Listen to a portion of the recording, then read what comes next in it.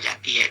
जैसे जैसे आज कोई व्यक्ति प्लॉट खरीदे तो वो उसका क्या है, एसेट है या लाइबिलिटी है?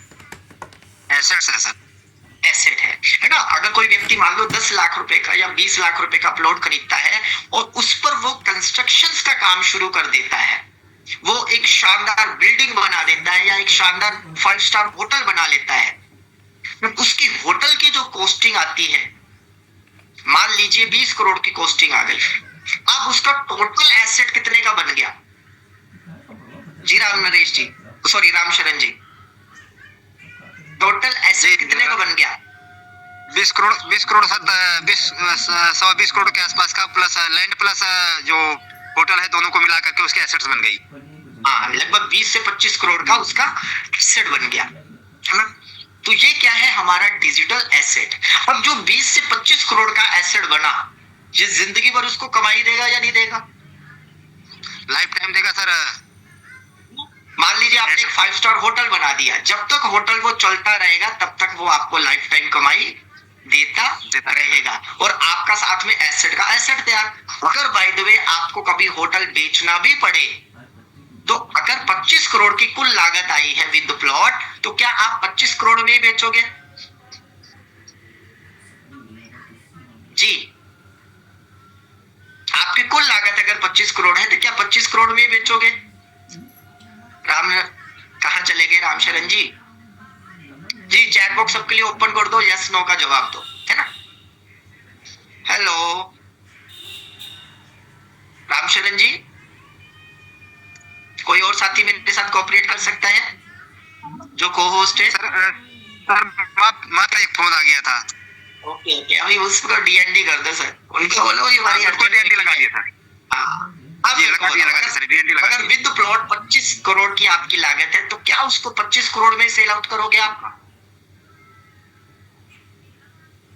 जी सर, साथ बने रहिएगा। अगर आपकी 25 करोड़ की लागत है तो क्या 25 करोड़ में ही सेल करोगे या उससे ज्यादा करोगे? डेफिनेटली उससे ज्यादा करेंगे सर, 2 गुना 4 गुना 10 गुना।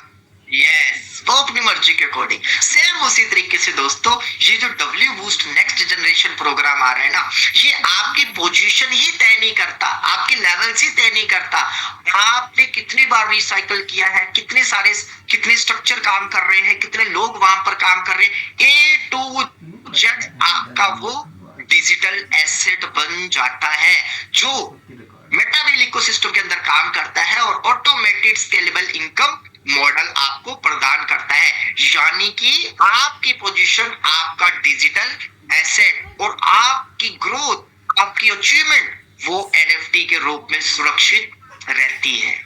मजा आया, है ना। टीएनडीएस में क्या था, हम कोई भी लेवल परचेज करते हैं, अगर बाय द वे मेरा दिमाग खराब हो गया, मैं किसी और कंपनी में चला गया या मैं फॉरेन में चला गया, मेरी 10 लाख रुपए की महीने की सैलरी है, ठीक है, अच्छी खासी मेरी लाइफ सेट हो जाती है, तो मैं उसको चाहकर भी सेल आउट नहीं कर सकता। क्या राम सरन जी सही कह रहा हूं या गलत कह रहा हूं?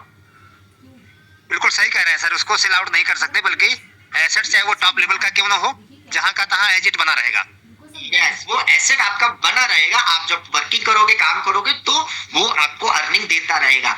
आप उसको चाहकर भी सेल आउट नहीं कर सकते। लेकिन ये जो आपका डिजिटल एसेट एनएफटी के रूप में बन रहा है ना, आप जो भी अंपायर खड़ा करोगे 5 साल 10 साल में, वो अर्निंग तो देगा ही देगा आपको। लेकिन अगर आप चाहो उसको मैं नहीं करना चाहता, रिटायरमेंट लेना चाहता हूं, मैं सेल आउट कर देना चाहता हूं, तो आप अपने मर्जी के दामों पे उसको सेल आउट कर सकते हो जब हमारा मार्केट प्लेस लॉन्च हो जाएगा। ये डब्ल्यू बूस्ट क्या है, ये क्लियर हो गया सभी साथियों को। अब नेक्स्ट चलते हैं